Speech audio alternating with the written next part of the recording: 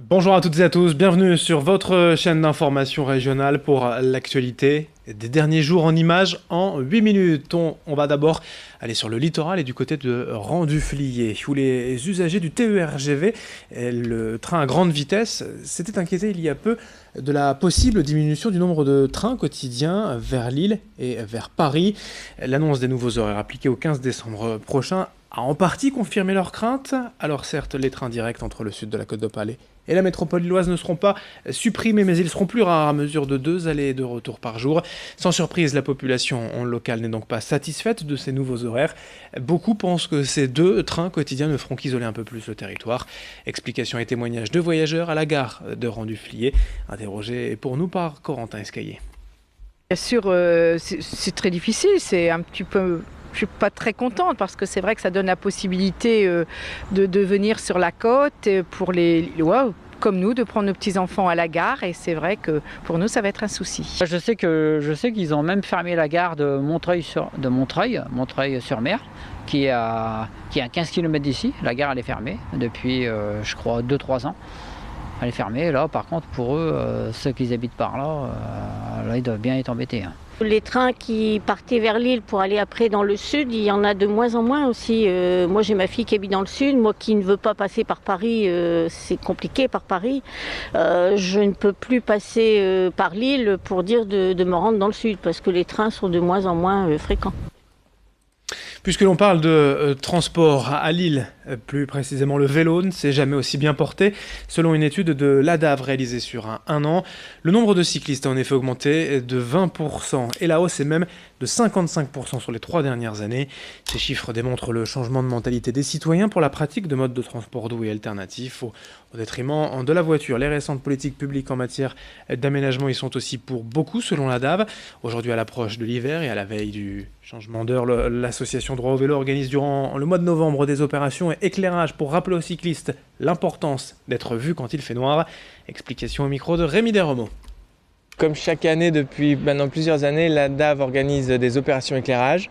Il s'agit d'une sensibilisation des cyclistes aux équipements d'éclairage la nuit. Il faut savoir qu'on circule assez peu la nuit, mais par contre c'est une proportion assez importante des accidents constatés.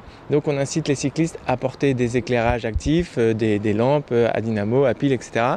Et des éclairages passifs comme les gilets jaunes qui permettent d'être bien vus des automobilistes l'hiver. Avec le changement d'heure, certaines personnes peuvent se faire piéger par la nuit qui tombe plus tôt.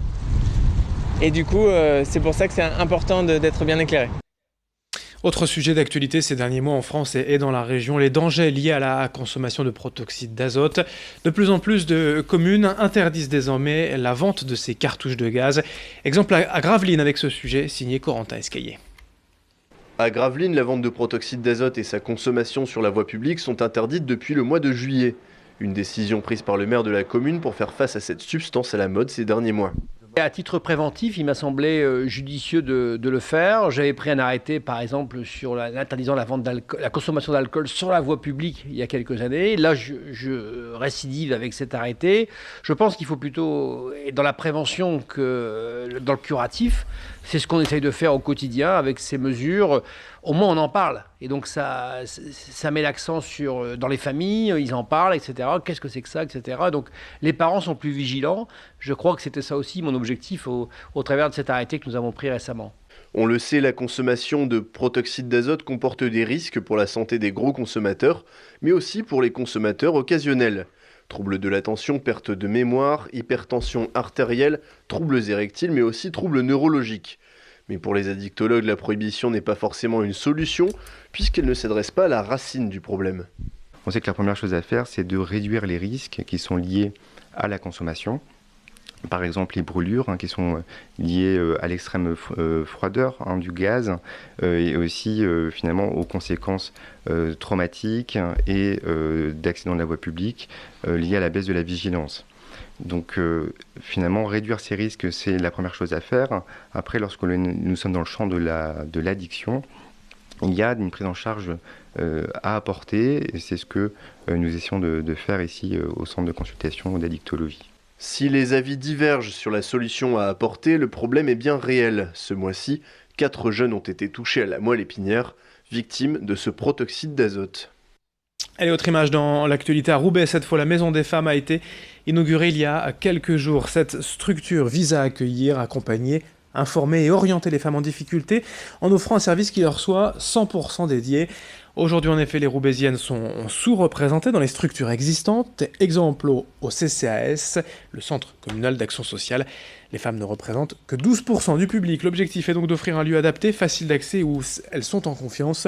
Cette Maison des Femmes peut intervenir dans plusieurs domaines, l'accompagnement social ou psychologique, le retour à l'emploi, l'accès à la santé, la médiation familiale et juridique. Explications et témoignages au micro de Florine Curec. Je suis venue la première fois pour une aide. J'avais une panne de machine à laver. Donc j'ai demandé, ils m'ont accepté. C'était avec un de leurs collègues, c'était Sadik. Il était très gentil avec nous, avec tout le groupe. Et je me suis inscrite. Depuis ce temps, je viens quotidiennement prendre un café, partager nos soucis.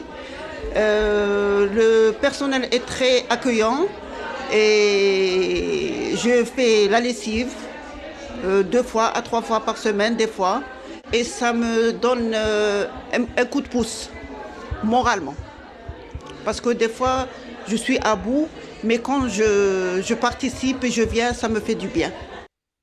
Et puis pour terminer cette édition à quelques jours de la Toussaint, allons découvrir ensemble une production de chrysanthèmes dans la région. C'est la fleur emblématique de cette saison.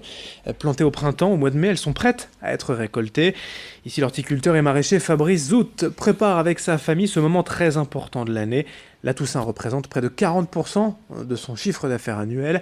Chaque année, il plante environ 3800 chrysanthèmes de différentes variétés et diverses couleurs, bien évidemment. Et même si la tendance est à la diminution des ventes ces dernières années, la Toussaint reste un moment important. Explication recueillie par Rémi Desremeaux. Qu'est-ce qu'ils recherchent plus, c'est une couleur, une plante déjà bien ronde, bien fournie, basse, ça c'est l'essentiel. Et puis quelque chose de lumineux, ça c'est plutôt pour les personnes d'un âge beaucoup plus jeune. Les personnes âgées, eux, adorent plus les couleurs un peu plus sombres, style le mauve, le rouge, le cuivré. Le chrysanthème traditionnel, celui-là c'est quasiment fini. Le gros chrysanthème, la vente diminue d'année en année. On va pas le supprimer, mais quasiment. Mais on part plus principalement sur de la pomponette et puis des couleurs attrayantes et dans un type de fleur qui est très joli. Fin de cette édition. Merci à vous de l'avoir suivi. Dans un instant, d'autres informations en images. Merci de votre fidélité.